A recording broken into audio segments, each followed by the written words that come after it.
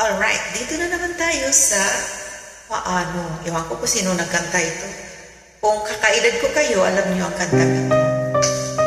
Kasi sikat ito nung ako'y high school pa, nung ako'y lumalab life pa. Ngayon, senior na tayo eh. Pero hindi ko pa rin nakalimutan ang kanta na ito. Paano kung wala